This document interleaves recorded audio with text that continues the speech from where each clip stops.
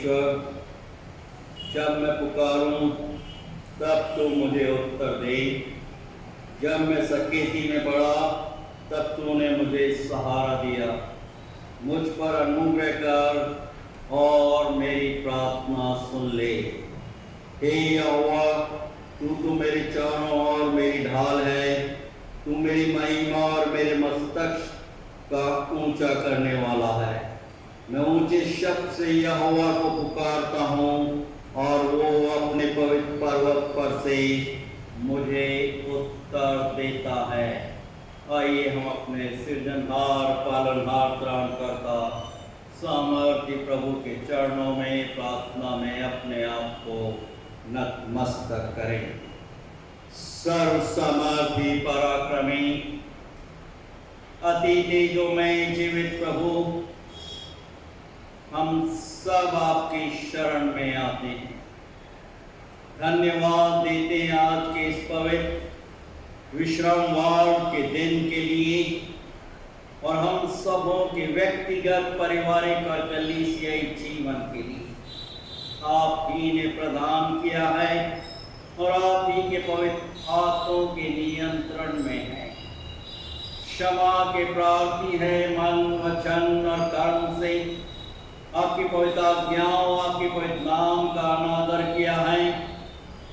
पश्चाताप अंतकरण से परिपूर्ण करते हुए अपनी दिव्य, अपनी पवित्र उपस्थिति में आप हम सबों को निरंतर बनाकर रखिए। हम धन्यवाद देते हैं आपकी पवित्र आत्मा के लिए, जो कि हम सबों को बल और शक्ति से परिपूर्ण करता है।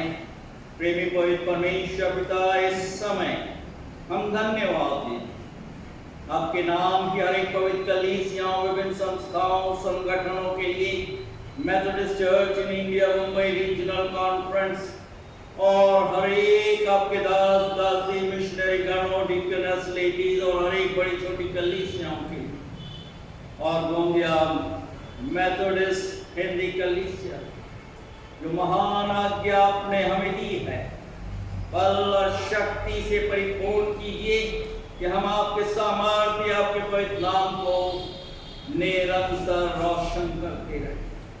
धन्यवाद देते इन शांत क्षणों के लिए।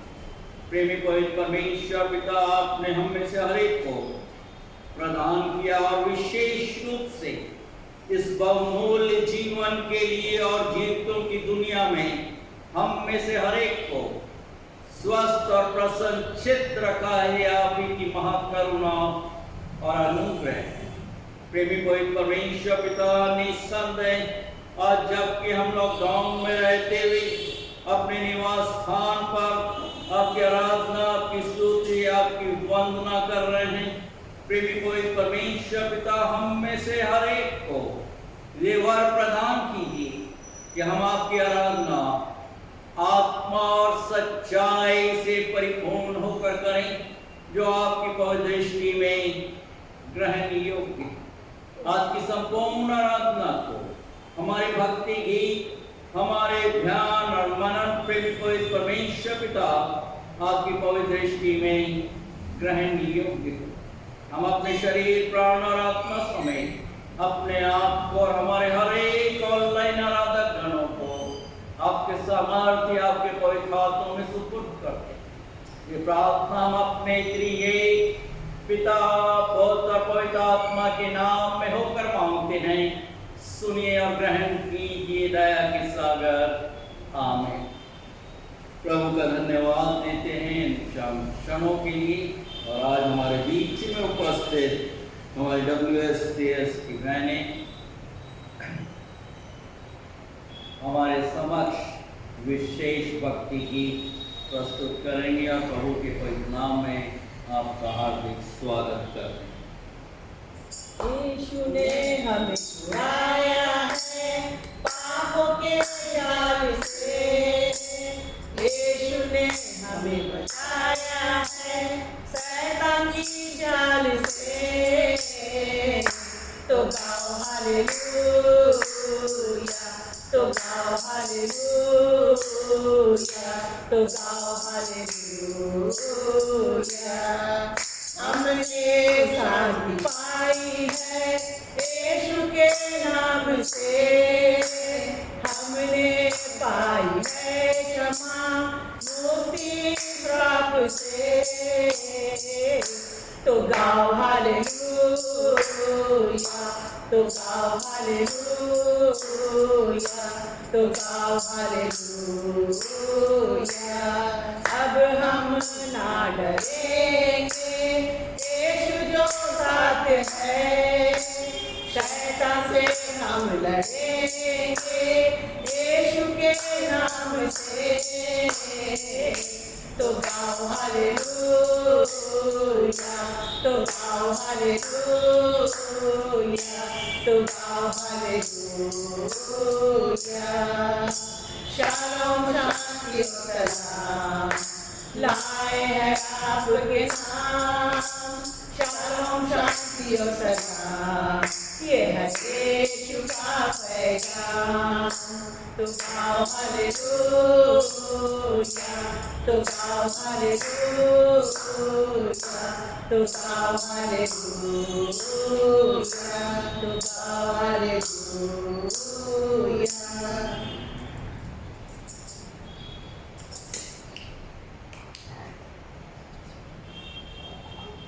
आइए इस समय प्रभु का धन्यवाद देते हुए और अपने विश्वास का प्रकटीकरण करते हुए हम सब मिलकर प्रेतों के विश्वास को साथ साथ बोलें।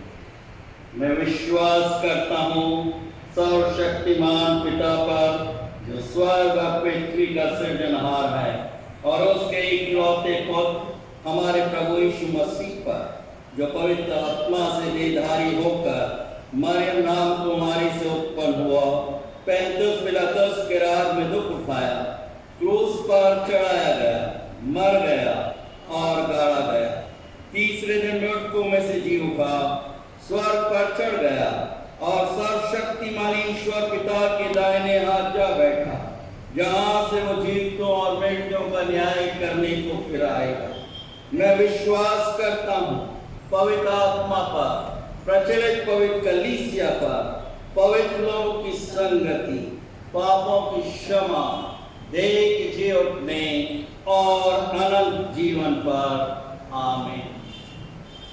हम प्रभु का धन्यवाद देते हैं आज के पवित्र दिन के लिए, और जो पवित्र मन्ना प्रभु ने हम सबों के आत्मिक जीवन के उत्थान के लिए रख छोड़ा है। तो नए नियम में से मत्ती रचित सुसमाचार की पुस्तक उसका 13 अध्याय 24 पद से लेकर 30 पद तक में पाया जाता है।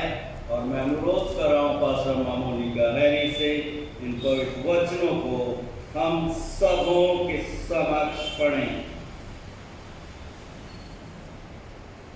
आज का धर्मशास्त्र स्मरण पाठ जो हमें मिलता है मत्ती रचित सुसमाचार उसका 13वां अध्याय 24 वचन से लेकर 31 वचन तक, 30 वचन तक। मत्ती 13 अध्याय 24 से लेकर 30 वचन तक। यीशु ने उन्हें एक और दृष्टांत दिया, स्वर्ग का राज्य उस मनुष्य के समान है जिसने अपने खेत में अच्छा बीज बोया, पर जब लोग सो रहे थे तो उसका शत्रु आकर गेहूं के बीज, जंगली बीज बोकर चला गया। जब अंकुर निकले और बालें लगी तो जंगली दानों के साथ पौधे भी दिखाई देने लगे। इस पर गृहस्थ के दासों ने आकर उससे कहा, हे स्वामी, क्या तूने अपने खेत में अच्छा बीज ना बोया था? फिर जंगली दाने के पौधे उसमें कहाँ से आए? उसने उनसे कहा, यह किसी शत्रु का काम है। दासों ने उससे कहा, क्या तेरी इच्छा है कि हम जाकर उनको बटोर लें? उसने कहा, नहीं, ऐसा ना हो कि जंगली दाने के पौधे बटोरते हुए तुम उनके साथ गेहूं भी उखाड़ लो। कटनी तक दोनों को साथ साथ बढ़ने दो, और कटनी के समय मैं काटने वालों से कहूँगा कि कि पहले जंगली दाने के पौधे बटोर कर जलाने के लिए उनके गट्ठे बांध लो और गेहूं को मेरे खत्ते में इकट्ठा करो। ये प्रभु परमेश्वर का जीवित वचन है, जिसे हमें सुनना, मानना और उसके अनुसार चलना जरूरी है। आमीन।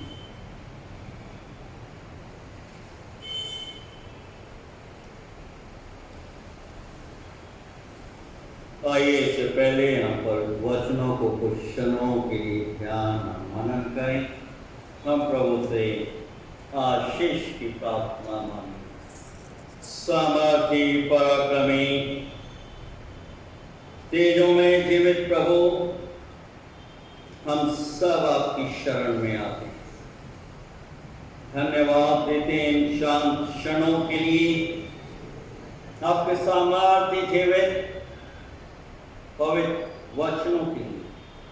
और आज जबकि हम सब अपने निवास स्थान पर एकत्रित होते हुए कुछ क्षणों के लिए आपके वचनों पर ध्यान और मनन करने वाले हैं, हम में से हर एक को हमारे मनों की एकाग्रता से परिपूर्ण कीजिए, कि हम सबों का ध्यान और मनन आपकी पवित्र दृष्टि में ग्रहण योग्य हो, क्योंकि आप ही हमारे दृढ़ गढ़, बल और चट्टान हैं।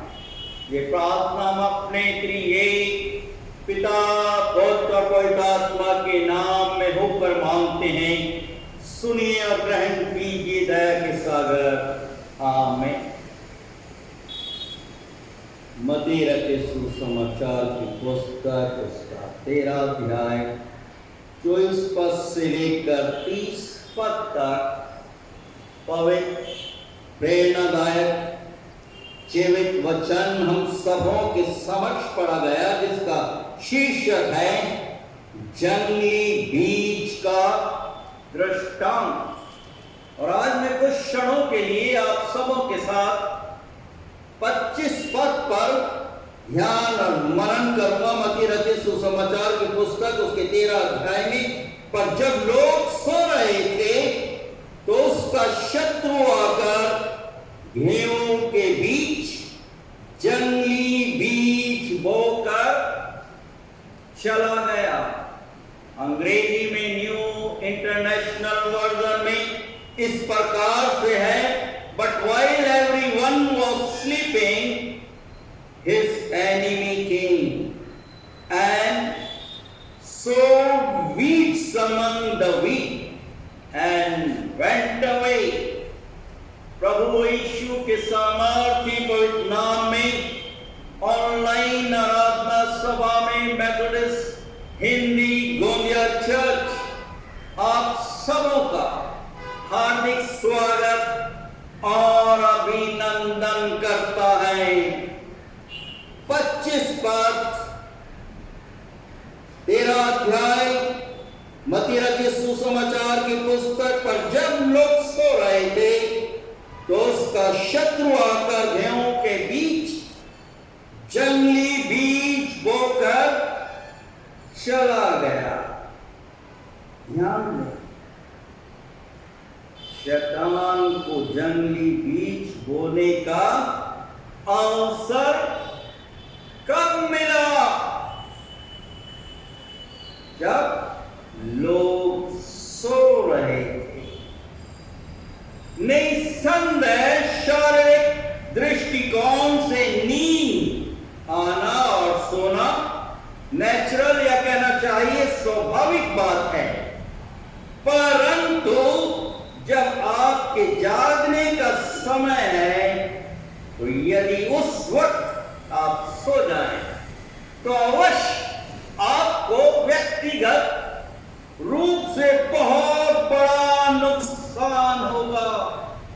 और इस सत्यता को प्रभु यीशु मसीह यूहन्ना रचित सुसमाचार की पुस्तक, उसके 9वें अध्याय और 4 पद के द्वारा हमें स्मरण दिला रहे हैं, आमंत्रित कर रहे हैं।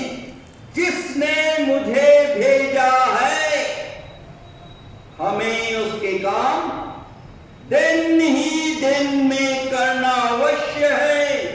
वो रात आने वाली है जिसमें कोई काम नहीं नहीं कर सकता।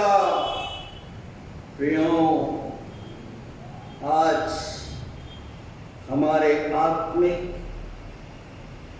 व्यक्तिगत रूप से क्या दशा और किस दिशा में मनुष्य जीवन व्यतीत कर रहा है।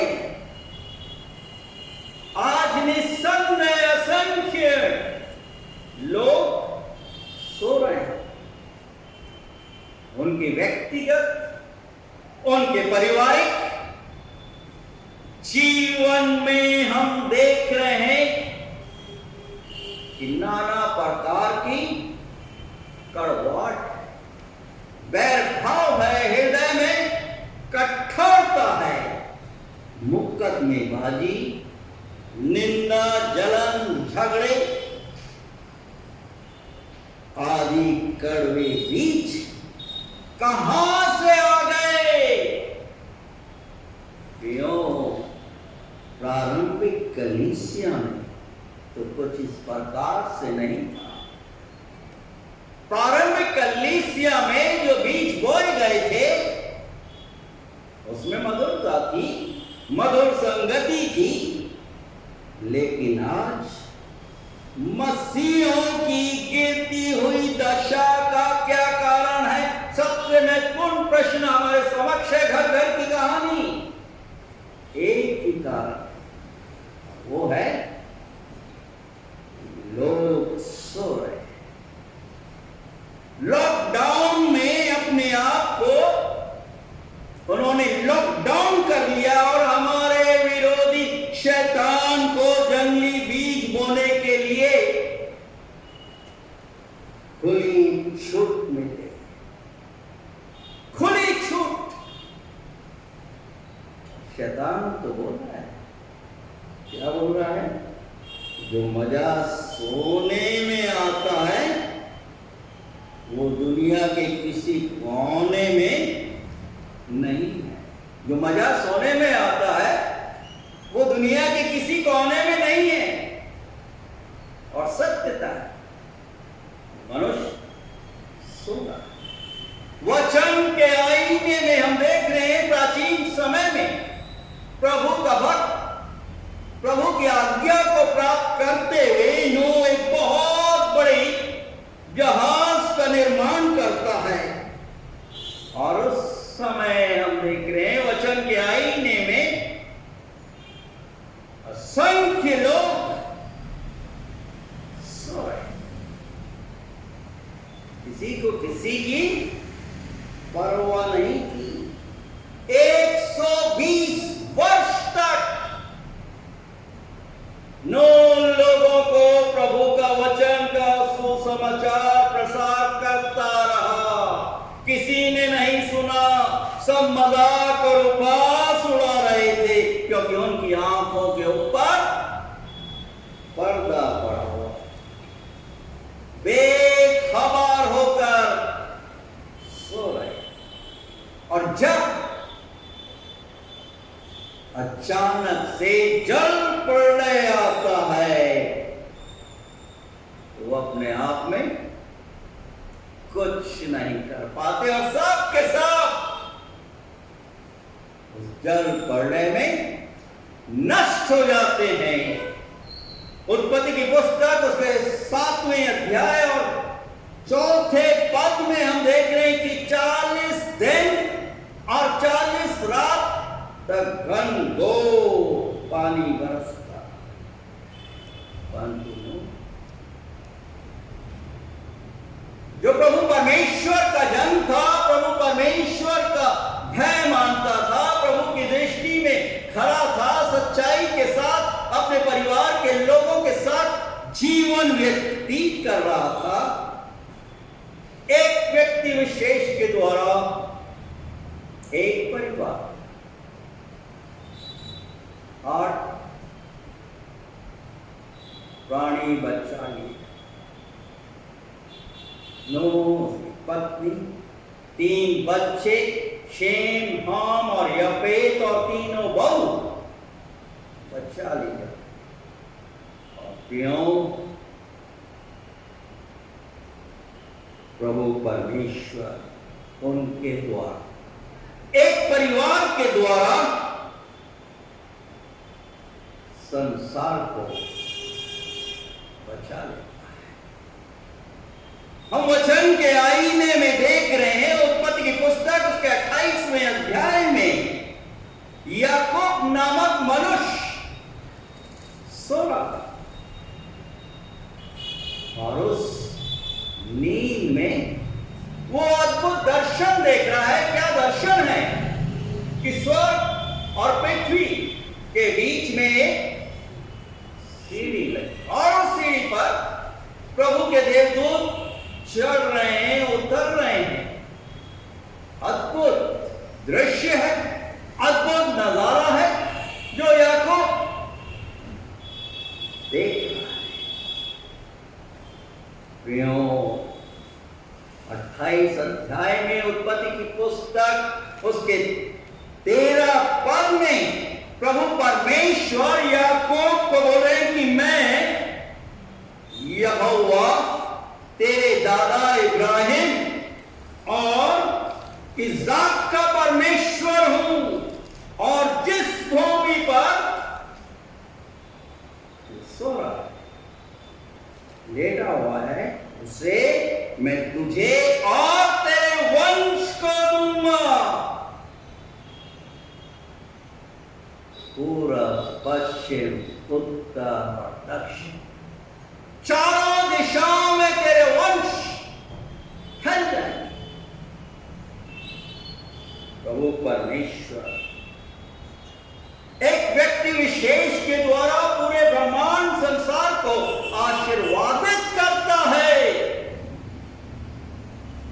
आज मनुष्य एक म्यूजिक गाता है, गाना गाता है हमारे समाज में, और घर घर की कहानियां कि मैं तो एक हूं, अकेला हूं, मैं क्या करूंगी, मैं कुछ नहीं कर सकता। परंतु क्यों प्रभु परमेश्वर एक व्यक्ति विशेष अपनी सामर्थ को प्रकट करता है। प्राचीन समय से लेकर इस वर्तमान समय में आपको आशीर्वादित करना चाहता है। अपने आप को कभी अकेला, अपने आप को कभी कमजोर मत सोचो। जब आप प्रभु परमेश्वर के सानिध्य में अपने आप को अर्पित किए हुए हैं, प्रभु परमेश्वर आपको आशीर्वादित करना चाहता है, क्योंकि आप विशेष हो। प्रभु परमेश्वर विशेष रूप से आपसे प्रीति, आपसे प्रेम करता है। एक और दूसरी घटना में हम देख रहे हैं, उत्पत्ति की पुस्तक उसके 32वें अध्याय के अंतर्गत याकूब यब्बोक नदी के छोर पर सो रहा है। वहां पर जो नजारा, जो तस्वीर हमारे समक्ष है, अद्भुत है। क्या है तस्वीर? 26 पद तक यहां पर जो नजारा है, याकूब प्रभु के देवदूत के साथ मल्लयुद्ध कर रहा है, संघर्ष कर रहा है। अद्भुत नजारा। 25 पद से लेकर 26 पद में हम देख रहे हैं, जब उसने देखा कि मैं याकूब पर प्रबल नहीं होता, देवदूत देख रहा है, तब उसने उसकी जांघ की नस को छुआ और याकूब की जांघ की नस उससे मल्लयुद्ध संघर्ष करते करते चढ़ गई। भयानक। हमारे भी जब स्प्रेन आता है, असहनीय पीड़ा होती है, कुछ इसी प्रकार का स्प्रेन याकूब अनुभव करता है। 26 पद, तब उसने कहा मुझे जाने दे, क्योंकि होश सवेरा होने वाला। याकूब ने कहा जब तक तुम मुझे आशीर्वाद न दे तब तक मैं तुझे जाने न दूंगा। जब तक, until and unless you do not bless me, I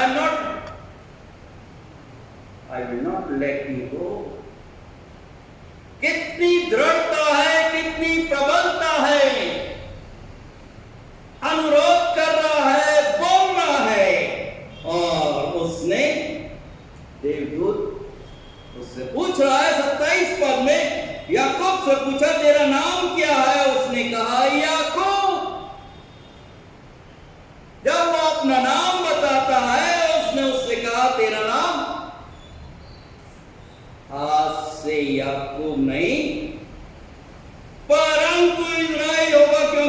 परमेश्वर से और मनुष्यों से भी युद्ध करते हुए प्रबल हुआ है। क्यों? रात का घनघोर समय था। याकूब कैसे प्रबल हुआ, कैसे जयवंत हुआ, इसका एक ही कारण, एक ही उत्तर है, वो सोया हुआ नहीं, वो जागा हुआ था।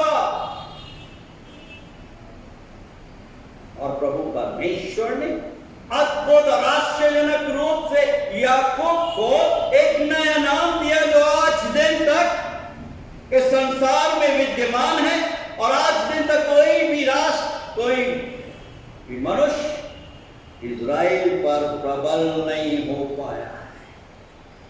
प्रभु परमेश्वर अद्भुत है, अद्भुत युक्ति करने वाला है, पराक्रमी परमेश्वर है, अनंत काल का पिता और शांति का राजकुमार है। प्रियो, प्रभु परमेश्वर अपने एक और धन को, योना को आज्ञा दी, उठ और नीनवे राष्ट्र में जा, वहां पर सुसमाचार प्रचार कर।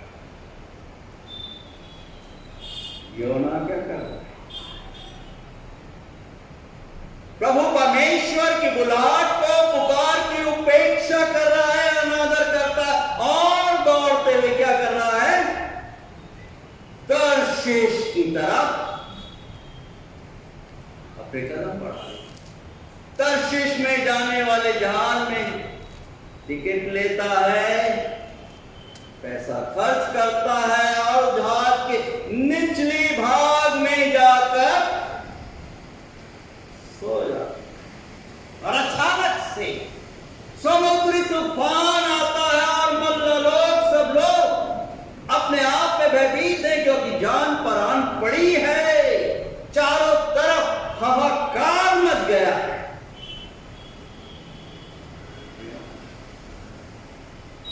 आज इस लॉकडाउन में असंख्य लोग सो रहे हैं, असंख्य व्यक्ति विशेष, असंख्य प्रभु परमेश्वर के बोलने वाले, कहलाने वाले लोग और कलीसियाएं सो रही हैं, ऐशो और आराम के खाने में, भारी नींद में सो रहे।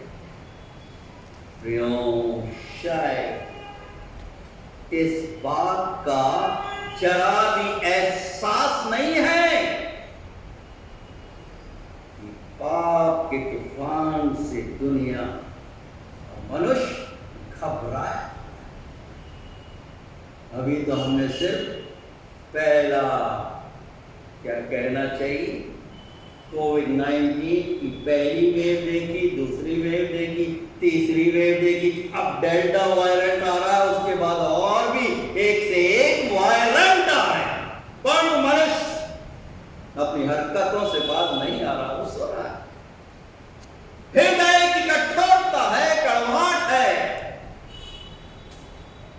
परमेश्वर के वचनों की उपेक्षा।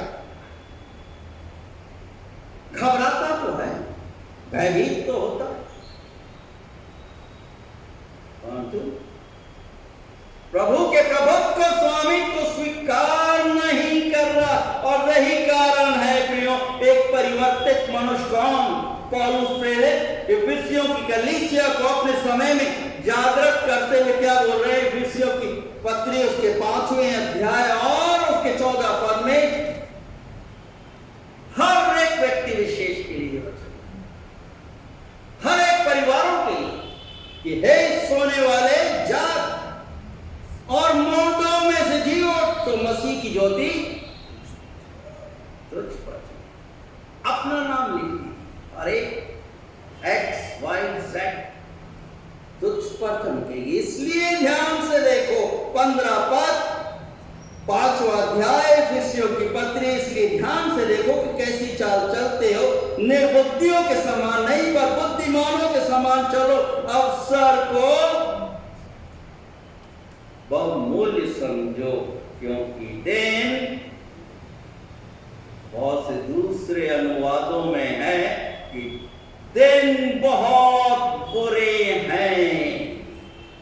प्रियो, हम वचन में देख रहे हैं किस प्रकार से प्रभु के जन्म उस जवान को, यूसुफ को, उसके अपने भाइयों ने गड्ढे के अंदर पटक दिया, चांदी के सिक्के के प्रलोभन। और यूसुफ जब बंदी गृह में बिना किसी अपराध किए हुए बंदी गृह में पड़ा है, शारीरिक रूप से नींद की अवस्था में भी वो आध्यात्मिक रूप से चैतन्य, कॉन्शियस स्टेट में, और जब फिरौन राजा के समक्ष प्रस्तुत होता है और उसके स्वप्न को बता रहा है, वो पुनः प्रतिष्ठित होता है, सम्मानित होता है। प्रियो, जब सारी दुनिया सो रही, बंदी गृह में पौल और सिलास क्या कर रहे हैं? तो पिकाम की पुस्तक उसके 16वें अध्याय में आप विस्तार से देख सकते हैं। उस अंधेरी कोठरी में हो सकता नहीं, सच्चाई है कि वो अंधेरा था वहां पर। उस समय इलेक्ट्रिक और एयर कंडीशन की व्यवस्था नहीं थी और वहां पर वो साधनों से जकड़े हुए थे और उस अवस्था में रहते हुए वो प्रभु के स्तुति, गान, प्रेज और वर्शिप कर रहे हैं। और प्रभु जो अद्भुत है, अद्भुत युक्ति करने वाला है, उन बंधनों से पौल और सिलास को मुक्ति प्रदान कर दे। सिर्फ उन्हें ही नहीं, उस दरोगा को जो कि नियुक्त किया गया था, देखता है और सोचता है कि सब कैदी लोग तो भाग निकले होंगे, और वो अपनी मियान में से तलवार निकालकर अपने आप को समाप्त करने जा रहा था।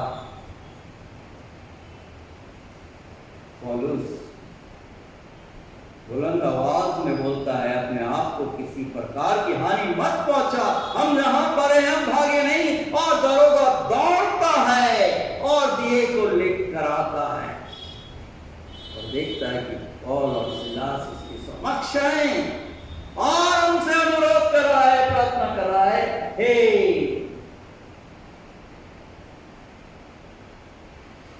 प्रभु के जन, उद्धार पाने के लिए मैं क्या करूं? बड़ा भूढोल होता है बंदी गृह में। आज भी जगह जगह भूढोल हो रहे हैं, आज भी महामारियां हैं, आज भी हम देख रहे हैं पेंडेमिक अपनी चरम सीमा पे करवटें ले रही हैं, परंतु मनुष्य को किसी प्रकार का कोई असर नहीं। और यहां पर ये दरोगा बोल रहा है कि मैं स्वामियों में क्या करूं उद्धार पाने के लिए। और पौलुस और सिलास बोल रहे, प्रभु यीशु मसीह पर विश्वास कर तो तू और तेरा घराना उद्धार पाएगा। ये सब घटनाएं हम वचन के आईने में देख रहे हैं, हमें आत्मिक रूप से अलर्ट, सतर्क करने के लिए, ताकि हम प्रभु परमेश्वर की आशीषों को अपने व्यक्तिगत, अपने पारिवारिक जीवन में आमंत्रित करें, अनुभव करें। मत्ती रचित सुसमाचार की पुस्तक उसके 25 अध्याय में हम 10 कुमारियों की घटना को देख रहे हैं। किस प्रकार से 5 तो बुद्धिमान थी और 5 मूर्ख थी। 5 ने अपनी मशालों में तेल भर 5 रात के घोर अंधकार में जब शोर शराबा हुआ कि दूल्हा आ रहा, नींद से जाग उठ रही और दिन की मशालों में तेल था, दूल्हे के साथ हो। ये घटना हमें आमंत्रित कर रही है, हमें एक वेक अप कॉल दे रही है। प्रभु यीशु मसीह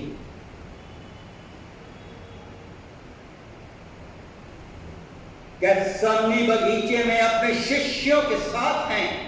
मत्ती रचित सुसमाचार की पुस्तक उसके 26वें अध्याय में हम देखते हैं कि सलीबी साया उनके बहुत निकट है, सलीबी मौत बहुत निकट है।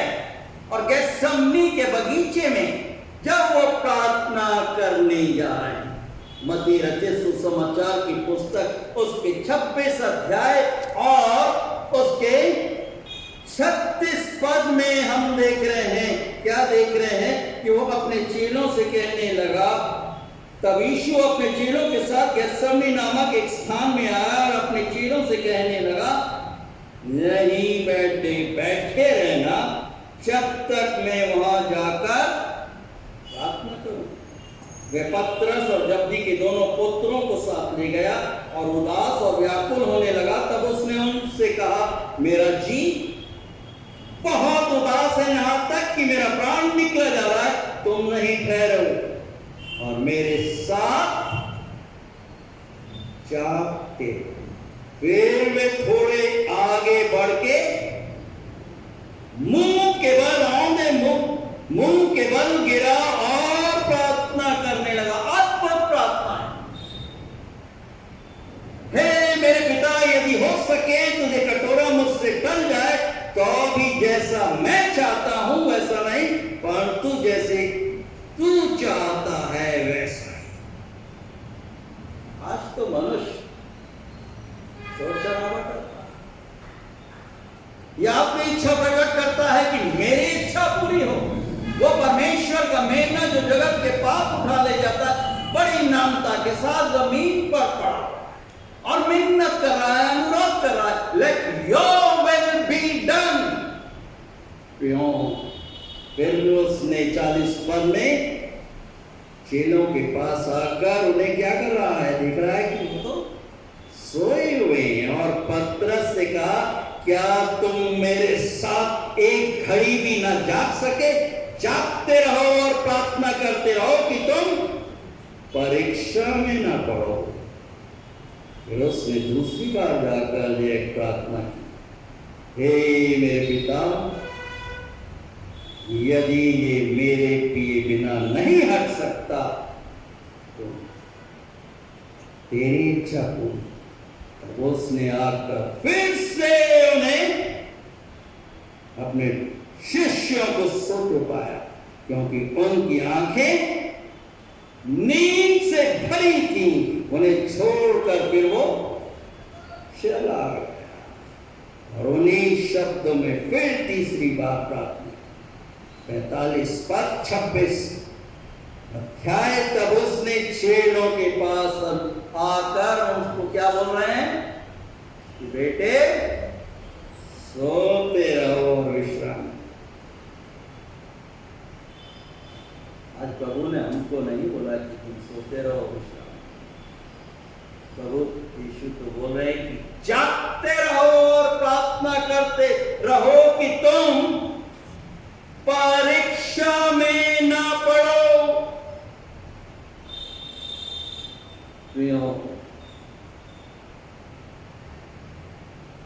सबसे समाप्त सबसे बड़ा प्रश्न है इस लॉकडाउन जाग रहे या सो रहे? आज हम जाग रहे हैं या सो रहे हैं, प्रभु परमेश्वर जानता है और हर एक व्यक्ति विशेष जानता है। एक परिवर्तित मनुष्य पौलुस प्रेरित रोमियों की पत्री उसके 13 अध्याय और 11 पद में क्या बोल रहे हैं? आह्वान कर रहे हैं, एक वेक अप कॉल दे रहे हैं। अब तुम्हारे लिए नींद से जाग उठने की घड़ी आ पहुंची, क्योंकि जिस समय हम ने विश्वास किया था, उस समय के विचार से अब हमारा उद्धार निकट है। कहीं प्रश्न है क्यों, कहीं हमारी नींद हमें नरक लोक का भागीदार तो नहीं, कहीं हमारी नींद तो हमें नरक लोक का भागीदार तो नहीं बना रही। मत्ती रचित सुसमाचार की पुस्तक उसका 25 अध्याय ये घटना हमें वेक अप कॉल दे रही कि हम अपनी कुप्पियों में प्रभु की आत्मा से अपने आप को, क्योंकि समय बोला समाप्त करूंगा ये घटना, सच्ची घटना है, ऐतिहासिक घटना। वर्ष 1983 में बेरूत में 9 सैनिक जहाज, अमेरिकी 9 सैनिक जहाज विरोधियों के द्वारा आक्रमण हुआ है, बॉम्बिंग हो रही है। और ऐसी परिस्थिति में उस नए सैनिक जहाज में बैठे हुए बहुत से योद्धा, बहुत से सिपाही जख्मी हो रहे हैं, बहुत से मर चुके हैं। और उसमें एक योद्धा उस जहाज के पिछले भाग में भोजन करने के लिए बैठा था। बॉम्बिंग होती है, जख्मी हो जाता है, लहूलुहान। और उस हालत में जब वो हॉस्पिटल में कोई पट्टियों से बंधा हुआ, सिर्फ आंखें दिख रही हैं, कमांडेंट आता है अपने योद्धा का हाल देखने, और वो योद्धा अपने आप में इस योग्य नहीं था कि अपने होठों से वो कुछ बोल दे, और वो सिग्नल देता है कि मेरे को एक कलम दे दी जाए और कागज दे दिया जाए कि मैं आपको से वार्तालाप कर सकूं। और ये योद्धा क्या लिख रहा है उस कागज पर कांपते हुए हाथों से कि हमेशा हमेशा अपने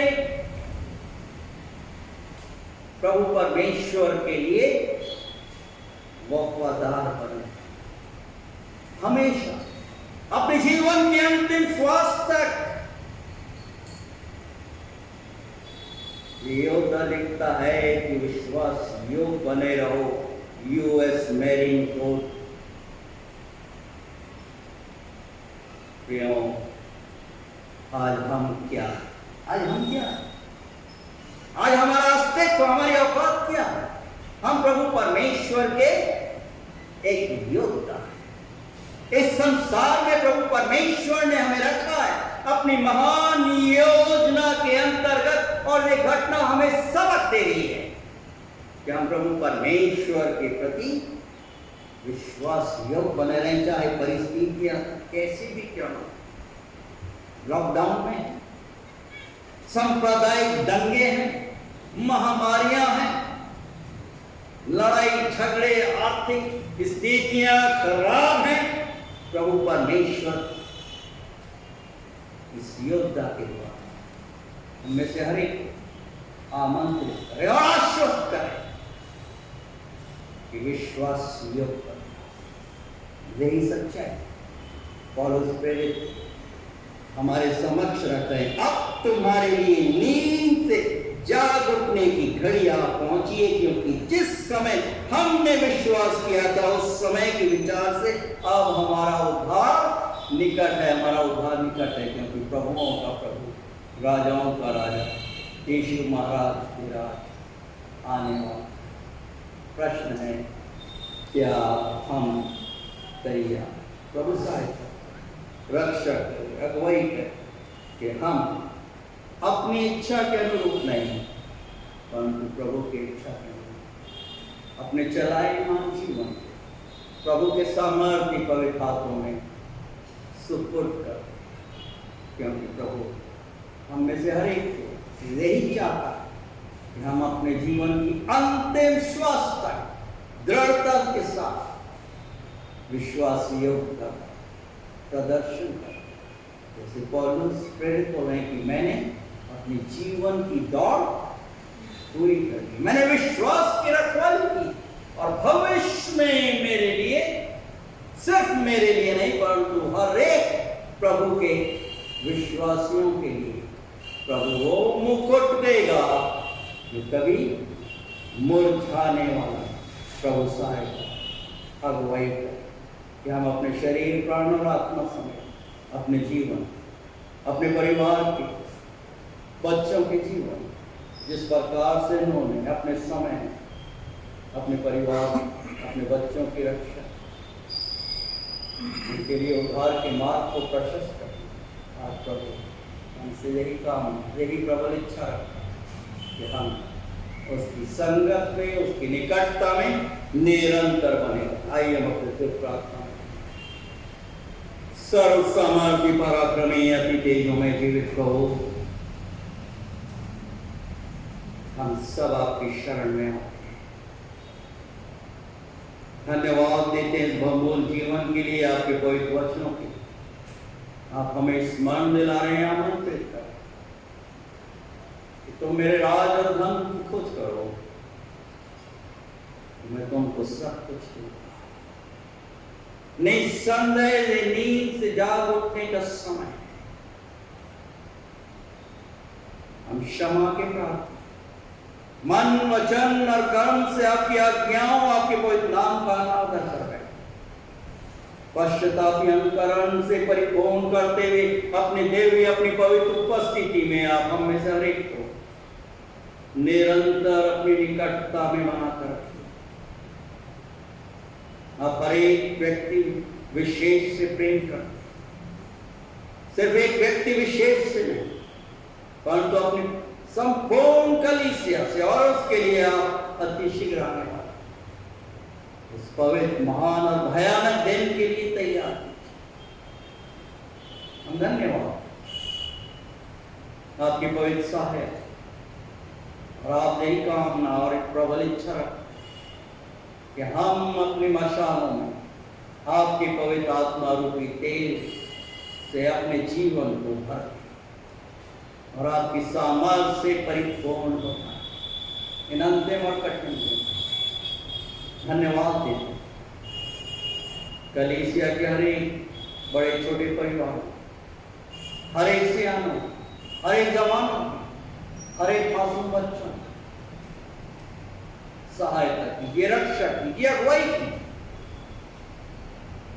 ये हम शारीरिक रूप से सोते हुए आध्यात्मिक रूप से, आत्मिक रूप से चैतन्य अवस्था में आप से संगत बना और अपने जीवन को आशीष में बना। प्रेमी पवित्र परमेश्वर पिता धन्यवाद आज के पवित्र वचनों, अपने वचनों की सामर्थ्य, हर एक अपने आराधकगण, हर एक ऑनलाइन आराधकगण की सहायता, रक्षा, अगुवाई कीजिए कि हम दाऊद महाराजा धीराज के समान बोल सके, गवाही दे सके कि मैंने प्रभु परमेश्वर के वचन को अपने हृदय में रखो, मेरा विरोधी कौन सा, और उसकी शक्ति के प्रभाव में मैं सब कुछ प्राप्त कर सकता हूं। ये परिवर्तित मनुष्य पौलुस प्रेरित हम में से हर एक को आमंत्रित करता कि अवसर को भरपूर समय, क्योंकि समय बहुत ही बुरे आ पहुंचे। सहायता, अगुवाई हर एक बीमारों स्पर्श सर से लेकर चंगाई करा, क्षमा, थर्ड वेव से, डेल्टा वायरस से, डेंगू फीवर से, मलेरिया फीवर से चंगाई करा, दया, सहायता कीजिए, रक्षा। हम प्रार्थना मांगते हैं प्रेमी को परमेश्वर पिता हर एक डॉक्टर्स टीम, आप उनके मेडिकेशन को स्पर्श चंगाई प्रदान। हम धन्यवाद देते हैं प्रेमी को एक परमेश्वर का हमारी रिकॉर्डिंग टीम की समय समय पर प्रेमी को एक परमेश्वर पिता अपने बहुमूल्य समय दे भाई नितिन के लिए, बहन के लिए, उनके परिवार, उनकी जिम्मेदारी, उनकी चुनौतियों में कदम कदम पर सहायता, दोनों जवान बच्चों की रक्षा, दोनों कमांडों के लिए प्रार्थना मांग। प्रेमी को एक परमेश्वर पिता रवि और उनके सहयोगी आगे के लिए प्रार्थना मांगते हैं, उनके परिवार, उनके निकट संतान आशीर्वाद, अपने दास और दासी के घराने और अपने अनुग्रह, अपनी करुणा की दृष्टि निरंतर बनाते। प्रेमी को एक परमेश्वर पिता धन्यवाद इन शांत क्षणों के, हर एक दुखी और शोकितों के आंसुओं को धन्यवाद देते हैं। प्रेमी को एक परमेश्वर पिता इस बहुमूल्य जीवन कलीसिया के हर एक सीनियर सिटीजन्स की बीमारों की चंगाई के लिए प्रार्थना, जवान बच्चों को नींद में से आप जगा दीजिए, उनके हृदय की कठोरता को तोड़ दीजिए, जो आपके प्रभुत्व को, आपके स्वामित्व को सिखा कर हर एक गंदे व्यसनों से मुक्ति प्रदान कीजिए, हर एक काम करने वालों के काम में आशीर्वादित कीजिए, हर एक पढ़ने वाले बच्चों को ऑनलाइन स्टडीज करते हैं ज्ञान बुद्धिमत्ता से परिपूर्ण कीजिए कि वो सफलता को प्राप्त करें। हम अपने शरीर, प्राण और आत्मा समेत अपने आप को और हमारे हर एक प्रियों को, निकट संबंधियों को आपके पवित्र हाथों में सुपुर्द करें। ये विनंती हम अपने त्रिएक पिता, पुत्र, पवित्र आत्मा के नाम में होकर मांगते हैं, जिन्होंने हम सबों को इस प्रकार से भी प्रार्थना करना सिखाया है हमारे पिता आप जो कि स्वर्ग में हैं, आपका नाम पवित्र माना जाए, आपका राज्य, आपकी इच्छा जैसे स्वर्ग में पूरी होती है वैसे इस पृथ्वी पर पूरी। हमारे दिन प्रतिदिन की रोटी आज हमें दीजिए, और जैसे हम अपने अपराधियों को क्षमा करते वैसे हमारे अपराधों को क्षमा कीजिए, और हमें परीक्षा में मत डालिए परंतु बुराई से बचाइए, क्योंकि राज, पराक्रम और महिमा सदा आप ही का है। आमीन। आइए हम आशीष वचन ग्रहण करें, और अब हमारे प्रभु परमेश्वर पिता का अनुग्रह, प्रभु यीशु जी का प्रेम और पवित्र आत्मा की सुंदर, मधुर और अलौकिक सहभागिता हम सबों के साथ, हमारे हर एक प्रियों के साथ, हर एक जवान बच्चों, निकट संबंधियों के साथ, ऑनलाइन आराधकों के साथ, आज से लेकर हमेशा हमेशा और युगान युग तक निरंतर होती रहे। आमीन। यीशु की शोभा दिखाई दे, उसका अद्भुत क्रिया सबने मांगा, इनको आत्मा पवित्र करशो मेरा